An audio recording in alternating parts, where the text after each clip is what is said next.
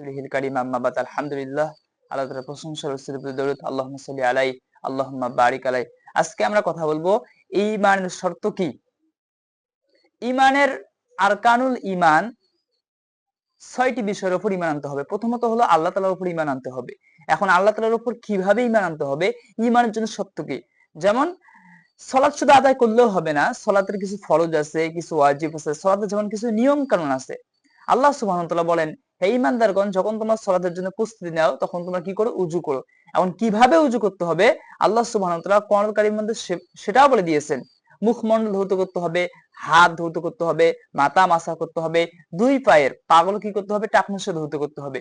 যদি পানি না থাকে, অসুস্থ হয়, কেউ যদি স্থান থেকে আসে, কেউ যদি স্ত্রীর সঙ্গে মিলিত হয়, স্ত্রীকে ব্যবহার করে, পানি নাই, আল্লাহ সুবহানাহু ওয়া তাআলা বলেন সে যেন পবিত্র মাটি দিয়ে তায়াম্মুম করে। তাহলে সালাতের জন্য শর্ত হলো উযু।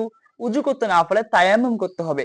এখন আমরা ঈমান কিভাবে আনতে হবে, আল্লাহর প্রতি কিভাবে ঈমান আনতে হয়? আমরা আল্লাহকে মানবো, বিশ্বাস করব। শুধু বিশ্বাস করলে ঈমান আনা হবে না, আল্লাহকে একত্ববাদ, লা ইলাহা ইল্লাল্লাহ, আল্লাহর সঙ্গে কোনো ইলাহ নাই, এইভাবে বিশ্বাস স্থাপন করতে হবে। আল্লাহ সুবহানাহু ওয়া তাআলা এই ঈমান আনার জন্য বলেন 2 নম্বর সূরা 256 নম্বর আয়াতের মধ্যে আল্লাহ সুবহানাহু ওয়া তাআলা বলেন, ফামাইয়াকফুর বিত-তাগুত ওয়া ইউমিন বিল্লাহ ফাকাদ ইসতামসাকা বিল উরওয়াতিল উসকা লা ইনফিসামা লাহা ওয়াল্লাহু সামিউন আলিম। আল্লাহ সুবহানাহু ওয়া তাআলা বলেন যে তাগুতকে অস্বীকার করে, ফামাইয়াকফুর বিত-তাগুত ওয়া ইউমিন বিল্লাহ, তাগুতকে অস্বীকার করে এবং কি করে? আল্লাহর উপর ঈমান আনয়ন করে, সে এক মজবুত রশি ধারণ করলো যা কখনোই ছিঁড়ে যাবার নয়। এখানে ঈমানের শর্ত হলো তাগুতকে অস্বীকার করতে হবে। যেমন একটা মেমোরির মধ্যে যদি ফুল থাকে, সেই মেমোরিতে যদি আপনি নতুন কিছু লোড দিতে চান, আগে এই মেমোরিতে যা সংরক্ষণ ছিল সেগুলোকে ডিলিট করতে হবে, তারপর নতুন কিছু ভরাইতে হবে। ঠিক আমাদের অন্তর থেকে যত তাগুত, যত কুফুর, যত শিরিক, যে বিশ্বাসগুলো আছে অন্তর থেকে সবগুলোকে গায়রুল্লাহ, সবগুলোকে দূর করতে হবে। এরপর মিন বিল্লাহ, আল্লাহর প্রতি ঈমানকে স্থাপন করতে হবে, তাহলে ঈমানকে পূর্ণ হবে, নতুবা ঈমান পূর্ণ হবে না। আল্লাহ সুবহানাহু ওয়া তাআলা বলেন, অধিকাংশ মানুষ, অনেক মানুষ আল্লাহকে বিশ্বাস করে কিন্তু সাথে সাথে তারা শিরকও করে। মানে আল্লাহকে বিশ্বাস করে, যেমন আমরা যদি দেখি অমুসলিমরা আল্লাহকে বিশ্বাস করে, অনেকে দেখা যায় আল্লাহ বলে, ভগবান, ঈশ্বর, গড, যেটাই তারা বলুক না কেন, আল্লাহকে বিশ্বাস করে কিন্তু সাথে সাথে তারা কি করে? শিরিক করে, আল্লাহর সঙ্গে শরীক করে। এজন্য ঈমানের আল্লাহ সুবহানাহু ওয়া তাআলা সর্বপ্রথম সালাত, সিয়াম, হজ, যাকাতের কথা বলেন নাই। আল্লাহ সুবহানাহু সর্বপ্রথম বলছেন ইকরা, মানে তোমরা পড়ো। আর ইলম অর্জন করতে হবে তাওহীদ সহকারে। আল্লাহ সুবহানাহু ওয়া তাআলা বলেন ফালাম আন্নাহু লা ইলাহা ইল্লাল্লাহ, জেনে রাখো আল্লাহ ব্যতীত কোনো কি নাই? ইলাহ নাই। এই তাওহীদের স্বীকৃতি, লা ইলাহা ইল্লাল্লাহ, জেনে শুনে বুঝে সত্য সহকারে সাক্ষ্য দিতে হবে। এজন্য রাসূল সাল্লাল্লাহু আলাইহি ওয়াসাল্লাম বলেছেন, মান মাতা ওয়া ইয়ালামু আন্নাহু লা ইলাহা ইল্লাল্লাহ দাখালাল জান্নাহ, যে ব্যক্তি মারা গেল এই বিশ্বাস নিয়ে, এই সাক্ষ্য দিয়ে যে আল্লাহ ছাড়া কোনো ইলাহ নেই, সে জান্নাতে প্রবেশ করবে। সুবহানাল্লাহ। সাত আসমান জমিনকে যদি এক পাল্লায় রাখা হয় আর এক পাল্লায় যদি লা ইলাহা ইল্লাল্লাহকে রাখা হয়, তাহলে লা ইলাহা ইল্লাল্লাহর পাল্লাটাই ভারী হয়ে যাবে। সুবহানাল্লাহি ওয়া বিহামদিহি। যার জীবনের সর্বশেষ বাক্য হবে, যার জীবনের সর্বশেষ কথা হবে লা ইলাহা ইল্লাল্লাহ, সে জান্নাতে প্রবেশ করবে। সুবহানাল্লাহ। তাহলে লা ইলাহা ইল্লাল্লাহর এখানে দুইটি বিষয় আছে। একটা হলো লা ইলাহা, মানে কোনো ইলাহ নাই, ইল্লাল্লাহ একটা হলো গ্রহণ, বর্জন, আর একটা হলো গ্রহণ, যে আল্লাহ ছাড়া কাউকে মানি না, সবগুলোকে বর্জন করতে হবে। ইল্লাল্লাহ বলে শুধু আল্লাহকে গ্রহণ করতে হবে। লা ইলাহা মানে কোনো নাই, কেউ নাই, কোনো ইলাহ নাই, আল্লাহ ব্যতীত কাউকে মানি না। কোনো আইনদাতা, বিধানদাতা, সৃষ্টিকর্তা, লালনকর্তা, পালনকর্তা, খাজা বাবা, গাজা বাবা, পীর বাবা, ভণ্ড বাবা, কবর, মাজার, যত কিছু আছে, গণক, জ্যোতিষী, সবগুলোকে বর্জন করতে হবে। ইল্লাল্লাহ বলে শুধু আল্লাহকে গ্রহণ করতে হবে। লা ইলাহা, কাউকে মানি না, কোনো ইলাহ নাই, ইল্লাল্লাহ, আল্লাহ ছাড়া কোনো ইলাহ নাই। এটাই হলো তাওহীদের স্বীকৃতি। তা আল্লাহ সুবহানাহু ওয়া তাআলা স্পষ্ট করে বলেন, ফামাইয়াকফুরু বিত-তাগুত ওয়া ইউমিন বিল্লাহ। আল্লাহ কিন্তু আগে ঈমানের কথা বলে নাই, প্রথমে বলছেন যে ব্যক্তি তাগুতকে অস্বীকার করে এরপর আমার উপর ঈমান আনয়ন করে। তাহলে প্রথমে আমাদের কি করতে হবে? তাগুতকে অস্বীকার করতে হবে। এখন আমরা কিভাবে তাগুতকে অস্বীকার করব? তাগুত কারা? যদি তাগুত আমরা পরিচয় না পাই, তাগুতকে চিনতে না পারি, তাহলে তাগুতের সঙ্গে অস্বীকার বা তার সঙ্গে কুফরি আমরা কিভাবে করব? ঈমানের শর্ত, তাওহীদের শর্ত হলো আগে তাগুতকে অস্বীকার করতে হবে। তাগুতকে অস্বীকার করা ছাড়া ঈমান পূর্ণ হবে না। সালাতের ক্ষেত্রে যেমন আল্লাহ সুবহানাহু বলছেন উজু ব্যতীত সালাত হয় না, উজু করতে না পাইলে তায়াম্মুম করতে হবে। ঠিক আল্লাহ সুবহানাহু ওয়া তাআলা লা ইলাহা ইল্লাল্লাহর জন্য, আল্লাহর প্রতি ঈমান আনয়ন করার জন্য প্রথমে বলছেন তাগুতকে অস্বীকার করতে হবে। তাগুত কারা? আল্লাহ সুবহানাহু ওয়া তাআলা বলেন ওয়ালাকাদ বা'আসনা ফি কুল্লি উম্মাতির রাসূলান আন ইয়াবুদুল্লাহ ওয়াজতানিবুত তাগুত। আল্লাহ সুবহানাহু ওয়া তাআলা বলেন প্রত্যেক জাতির নিকট রাসূল প্রেরণ করেছেন আন ইয়াবুদুল্লাহ, আল্লাহর ইবাদত করবে, ওয়াজতানিবুত তাগুত, এবং তাগুত থেকে তারা দূরে থাকবে। আল্লাহ সুবহানাহু ওয়া তাআলা তাগুতের কথা অনেক জায়গায় বলছেন। এরপর আল্লাহ সুবহানাহু ওয়া তাআলা আরো বলেন আল্লাযিনা আমানু ইয়াকাতিলুনা ফিস সাবিলিল্লাহ, যারা ঈমানদার তারা আল্লাহর পথে কি করে? জিহাদ করে, যুদ্ধ করে। ওয়াল্লাযিনা কাফারু ইয়াকাতিলুনা ফিস সাবিলিত তাগুত, আর যারা কাফের তারা তাগুতের পথে লড়াই করে, তাগুতের পথে যুদ্ধ করে। তাহলে যারা ঈমানদার আল্লাহর পথে যুদ্ধ করে, ওয়াল্লাযিনা কাফারু ইয়াকাতিলুনা ফিস সাবিলিত তাগুত, যারা কাফের তারা তাগুতের পথে লড়াই করে। তা তাগুত বলতে আল্লাহ সুবহানাহু ওয়া তাআলা এখানে কুফফারদের লিডারকে বুঝাইছেন। আল্লাহ সুবহানাহু ওয়া তাআলা তাগুতের কথা আরো বলেন আল্লাহু ওয়ালিয়ুল্লাযিনা আমানু ইখরিজুহুম মিনাজ যুলুমাতি ইলান নূর। ঈমানদারদের অভিভাবক হইতেছেন আল্লাহ, তিনি তাদেরকে অন্ধকার থেকে আলোর পথ দেখান। ওয়াল্লাযিনা কাফারু আউলিয়াউহুমুত তাগুত, আর যারা কাফের তাদের অভিভাবক হলো তাগুত। তাগুত তাদেরকে কি করে? আলো থেকে অন্ধকারের দিকে নিয়ে যায়। উলাইকা আসহাবুন নার, আল্লাহ বলেন সেখানে তাহারাই উহারাই জাহান্নামের অধিবাসী, হুম ফিহা খালিদুন, সেখানে তারা চিরস্থায়ী হবে। নাউজুবিল্লাহ। ঈমানদারদের অভিভাবক হইতেছেন আল্লাহ, আর কাফেরদের অভিভাবক হইতেছেন তাগুত। এই তাগুত তাদেরকে আলো থেকে অন্ধকার দিকে নিয়ে যায়, জাহান্নামের দিকে নিয়ে যায়, উহারাই জাহান্নামে, সেখানে তারা চিরস্থায়ী হবে। আল্লাহ সুবহানাহু ওয়া তাআলা এই তাগুতের কথা বলছেন। যারা তাগুতের ইবাদত করে, যারা তাগুতের উপাসনা করে, আল্লাহ সুবহানাহু ওয়া তাআলা তাদেরকে কি বলছেন? নিকৃষ্ট বলছেন। আল্লাহ সুবহানাহু ওয়া তাআলা বলেন আমি কি তোমাদেরকে নিকৃষ্ট, আল্লাহর নিকট যারা নিকৃষ্ট, পরিণতির দিক থেকে যারা নিকৃষ্ট, তাদের অবস্থা বলবো না? আল্লাহ যাদেরকে লানত করেছেন, যাদের প্রতি তিনি রাগান্বিত হয়েছেন, তারা হলো কারা? আল্লাহ সুবহানাহু ওয়া তাআলা বলেন যে মাল্লানাহুল্লাহু ওয়া গদিবা আলাইহি ওয়া জাআলা মিনহুমুল কিরদাতা ওয়াল খানাজিরা ওয়া আবাদাত তাগুত। আল্লাহ সুবহানাহু ওয়া তাআলা যাদের প্রতি রাগান্বিত হয়েছেন, আল্লাহ সুবহানাহু ওয়া তাআলা কি হয়েছেন? যাদের প্রতি রাগান্বিত হয়েছেন, যাদের প্রতি লানত করেছেন, তারা হলো কি? যারা তাগুতের ইবাদত করে। ওয়াল খানাজিরা ওয়া আবাদাত তাগুত, আল্লাহ কাউকে কি করেছেন? বানর পরিণত করেছেন যারা তাগুতের ইবাদত করে। এজন্য কি করতে হবে? এই তাগুত থেকে দূরে থাকতে হবে। আল্লাহ সুবহানাহু ওয়া তাআলা আরো বলেন ওয়াল্লাযীনা ইজতানাবুত তাগুত, যারা তাগুতের ইবাদত থেকে দূরে থাকেন, আল্লাহ অভিমুখী হয়, তাদের জন্য রয়েছে সুসংবাদ। বলেন সুবহানাল্লাহি ওয়া বিহামদিহি। তাহলে আমাদের কি করতে হবে? এই তাগুত থেকে সর্বপ্রথম হলে তাগুত থেকে দূরে থাকতে হবে। এখন তাগুত কারা? প্রথমত আল্লাহ ব্যতীত যাদের ইবাদত করা হয় তারাই হলো তাগুত। আল্লাহ সুবহানাহু ওয়া তাআলা বলেন ওয়ালাকাদ বা'আসনা ফি কুল্লি উম্মাতির রাসূলান আন ইয়াবুদুল্লাহ ওয়াজতানিবুত তাগুত, আমি প্রত্যেক জাতির নিকট রাসূল প্রেরণ করেছি আন ইয়াবুদুল্লাহ, আল্লাহ ইবাদত করো, ওয়াজতানিবুত তাগুত, এবং তাগুত থেকে দূরে থাকো।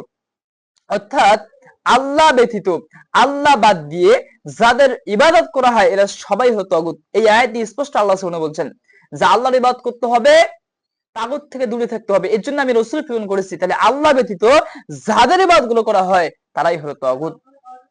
এখন বলবেন আমরা তো আল্লাহ ছাড়া আর কোনো ইবাদত করি না।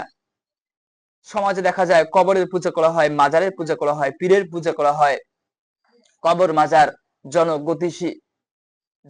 এরপর জ্যোতিষী, আল্লাহ দিয়ে যাদের ইবাদত করা হয় এরা হলো কি তাগুত হবে। যারা কবরের সেজদা দেয়, মাজারের সেজদা দেয়, এরা হলো কি তাগুত। এরপর আরো তাগুত আছে আমরা যদি ইবাদত করি। আল্লাহ সুবহানাহু ওয়া তাআলা বলেন ইত্তাখাযু আহবারহুম ওয়া রুহবানাহুম আরবাবাম মিন দুনিল্লাহ। এই আয়াত যখন নাযিল হলো আল্লাহ সুবহানাহু ওয়া তাআলা বলেন যে তারা তাদের ইহুদিগণ, খ্রিস্টানগণ কি করেছে? তাদের যে দরবেশগণ ছিল, আলেমগণ ছিল, তাদেরকে রব হিসেবে মেনে নিয়েছে। এই আয়াত যখন নাযিল হলো আদি ইবনে হাতেম রাসূল সাল্লাল্লাহু আলাইহি ওয়াসাল্লামের নিকট আসলেন এবং বললেন ইয়া রাসূলুল্লাহ, আমরা তো আমাদের আলেমদেরকে, আমাদের দরবেশদেরকে আমরা রব হিসেবে মেনে নেই নাই। হাদিসটা হলো তিরমিজির হাদিস। রাসূল সাল্লাল্লাহু আলাইহি ওয়াসাল্লাম তখন বললেন যে আল্লাহ সেটাকে হালাল করেছেন, ওই ইহুদিগণ, ওই আলেমগণ, দরবেশগণ কি করে সেটাকে হারাম বলে ঘোষণা করে, তোমরা কি সেটা হারাম হিসেবে মেনে নাও না? যে হ্যাঁ, আমরা সেটাকে হারাম হিসেবে মেনে নেই। আবার আল্লাহ সেটাকে হারাম করেছেন, ওই ইহুদিগণ, আলেমগণ সেটাকে কি করে হালাল বলে ঘোষণা দেয়, এবং তোমরা কি সেটাকে হারাম হিসেবে মেনে নাও না? যে হ্যাঁ, আমরা সেটাকে হারাম হিসেবে মেনে নেই। যে এটাই হলো তাদেরকে কি হিসেবে মেনে নেওয়া? রব হিসেবে মেনে নেওয়া। অর্থাৎ আল্লাহ যেটাকে হালাল করেছেন ওই আলেমগণ সেটাকে হারাম করে, আবার আল্লাহ যেটাকে হারাম করেছেন ওই আলেমগণ সেটাকে কি করে হালাল বলে, এবং তোমার সেটাকে মেনে নাও যে হ্যাঁ মেনে নাই, এটাই হলো তাদেরকে রব হিসেবে মেনে নেওয়া। এই হুকুম দেওয়ার, হালাল হারাম আইন দেওয়ার, বিধান দেওয়ার মালিক হইতেছেন আল্লাহ। আল্লাহর আইনকে বাদ দিয়ে তারা নিজেরা মন মতো ইচ্ছাকৃত তারা কি করে, হালাল হারাম করে, কোনটাকে হালাল করে আবার কোনটাকে হারাম করে। আল্লাহ যেটাকে হালাল করেছে সেটাকে হারাম করে, আল্লাহ যেটাকে হারাম করেছে ওরা সেটাকে কি করে, হালাল করে, যে তোমরা এটাকে মেনে নাও, এটাই হলো তাদেরকে রব হিসেবে মেনে নেওয়া। আজকেও যদি আমরা দেখি আমাদের সরকার যারা রাষ্ট্রীয় ক্ষমতায় আছেন তারা আল্লাহ সুবহানাহু ওয়া তাআলার বিধিবিধানগুলোকে বাদ দিয়ে আল্লাহ যেটাকে হারাম করে এরা সেটাকে হালাল করে, আবার আল্লাহ যেটা আদেশ দিয়েছেন সেটাকে দেখা যায় তারা নিষেধ করে অনেকগুলোকে বাতিল করে দেয়। নাউজুবিল্লাহ। আল্লাহ সুবহানাহু ওয়া তাআলা আদেশ দিয়েছেন সালাতের, যাকাতের, সৎ কাজে আদেশ করতে হবে, অসৎ কাজে নিষেধ করতে হবে, হিজাবের, পর্দার আদেশ দিয়েছেন। দেখা যায় অনেক সময় পর্দাকে কি করা হয়, তারা বলে যে এই যুগে হাত মোজা পাও মোজা পরে চলার কোনো কি হয় না, প্রয়োজন হয় না। আল্লাহ আদেশ সালাত, সিয়ামের, হজ, যাকাতের, কিন্তু তারা এগুলো কি আদেশ দেয় না। আবার আল্লাহ যেটাকে হারাম করেছে এরা সেটাকে কি করে, বৈধ করে। আল্লাহ সুবহানাহু ওয়া তাআলা সুদকে কি করেছেন, হারাম করেছেন। ইয়া আইয়ুহাল্লাযিনা আমানু তাকুল্লাহা ওয়াযরু মা বাকিয়া মিনার রিবা ইন কুনতুম মুমিনিন। হে ঈমানদারগণ, আল্লাহকে ভয় করো এবং সুদের যত বকেয়া আছে অবশিষ্ট সবগুলো বর্জন করো। ইন কুনতুম মুমিনিন, যদি মুমিন হয়ে থাকো। ফাইল্লাম তাফআলু ফাআযানু বিহারবিন মিনাল্লাহি রাসূলি, যদি সুদকে বর্জন না করো আল্লাহর রাসূলের সঙ্গে যুদ্ধের ঘোষণা নাও। নাউজুবিল্লাহ। সুদের এত বড় গুনাহ আল্লাহ সুবহানাহু হারাম করেছেন, অথচ দেশে দেখেন গ্রামীণ ব্যাংক, আশা, পুবালি থেকে শুরু করে কত ব্যাংকের মধ্যে কি আছে, সুদ আছে। আল্লাহ সুবহানাহু জিনাকে হারাম করে দিয়েছেন, ওয়ালা তাকরাবুজ জিনা, জিনার নিকটবর্তী হইও না। এরা জিনা ব্যভিচার কি করে, লাইসেন্স দিয়ে বৈধ করে। চুরি, এরপর লটারি, জুয়া আল্লাহ তাআলা হারাম করেছেন। এই শাসকগুলো, প্রশাসক, এরা কি করে, আল্লাহর হারামকে বাদ দিয়ে এরা কি করে, হালাল করে। আল্লাহ সুবহানাহু চোরের একটা আইন দিয়েছেন, ওয়াসারিকু ওয়াসারিকাতু, চোর পুরুষ হোক নারী হোক তার হাতকে কেটে দাও। আল্লাহ সুবহানাহু তাআলা, কিন্তু তারা কি বলে, এগুলো মধ্যযুগীয় বর্বর আইন। আল্লাহর আইনকে তারা বাদ দিয়ে নিজেরা মন মতো আইন তৈরি করে, নিজেদের ইচ্ছা অনুযায়ী, খেয়াল অনুযায়ী আইন তৈরি করে আল্লাহর হারামকে এরা হালাল করে। ঠিক যেরকম ওই ইহুদিগণ, আলেমগণ দরবেশগণ করতো, আর রাসূল সাল্লাল্লাহু আলাইহি ওয়াসাল্লাম বলছেন যারা এগুলোকে মেনে নেয়, ওই আইনগুলো আল্লাহ বাদ দিয়ে তাদের আইনগুলো যারা মেনে নেয়, এটাই হলো তাদেরকে রব হিসেবে মেনে নেওয়া। আজকে আমরাও আমাদের শাসকদেরকে, আমাদের প্রশাসকদেরকে, আমাদের বিচারকদেরকে, আমাদের মন্ত্রী এমপিদেরকে আমরা কি হিসেবে, আমাদের মেম্বার চেয়ারম্যান থেকে শুরু করে মন্ত্রী এমপি যারা ক্ষমতায় আছে তাদের আইনগুলো আমরা মানতেছি, আর তাদেরকে আমরা রব হিসেবে মেনে নিতেছি। যেহেতু এরা হইতেছে তাগুত, এরা তাগুত, সীমালঙ্ঘনকারী, এরা বাড়াবাড়ি করে, এরা সীমালঙ্ঘন করে, এরা আল্লাহ ব্যতীত মানব রচিত আইন দিয়ে বিচার ফয়সালা করে। আল্লাহ সুবহানাহু ওয়া তাআলা বলেন, আমাল্লাম ইয়াহকুম বিমা আনজালাল্লাহু ফাউলাইকা হুমুল কাফিরুন। আল্লাহ বাদ দিয়ে, মানব রচিত আইন দিয়ে যারা বিচার ফয়সালা করে, কোরআন সুন্নাহ বাদ দিয়ে, আল্লাহ বলেন উহারাই, তাহারাই হলো কাফির। নাউজুবিল্লাহ। এরা হলো তাগুত, যারা সীমালঙ্ঘন করে, বাড়াবাড়ি করে, সেটা হোক এমপি, হোক সেটা মন্ত্রী, হোক সেটা ভণ্ড পীর, হোক সেটা মুরিদ, কবর, মাজার, জ্যোতিষী, গণক, লা ইলাহা ইল্লাল্লাহ, যা আল্লাহ ব্যতীত কাউকে মানে, এটাই হলো লা ইলাহা ইল্লাল্লাহ। আর যদি শুধু লা ইলাহা ইল্লাল্লাহ বলা হয়, এরপর যদি কি করা হয়, শিরিক করা হয়, তাহলে লা ইলাহা ইল্লাল্লাহর কোনো কাজে আসবে না। এজন্য রাসূল সাল্লাল্লাহু আলাইহি ওয়াসাল্লাম যখন এই লা ইলাহা ইল্লাল্লাহর ঘোষণা দিয়েছেন, নবীগণ যুগে যুগে যখন লা ইলাহা ইল্লাল্লাহর দাওয়াত দিয়েছেন, তখন সেই সময় যারা ক্ষমতায় ছিল, সেই সময়ের যারা লোকজন ছিল ক্ষমতাশীল, তারা রাসূল সাল্লাল্লাহু আলাইহি ওয়াসাল্লাম নবীদের, রাসূলদের তারা কি করেছেন, বিরোধিতা করেছেন। এজন্য রাসূল সাল্লাল্লাহু আলাইহি ওয়াসাল্লাম বলছেন যে হে মানব জাতি, ইয়া আইয়ুহান নাস কুলু লা ইলাহা ইল্লাল্লাহ বলো তুফলিহুন, একটি কথা বলো তাহলে তোমার সফলকাম হয়ে যাবে, যে কি লা ইলাহা ইল্লাল্লাহ। তখন তারা কি করেছে, আল্লাহ রাসূল সাল্লাল্লাহু আলাইহি ওয়াসাল্লামের বিরোধিতা করেছে।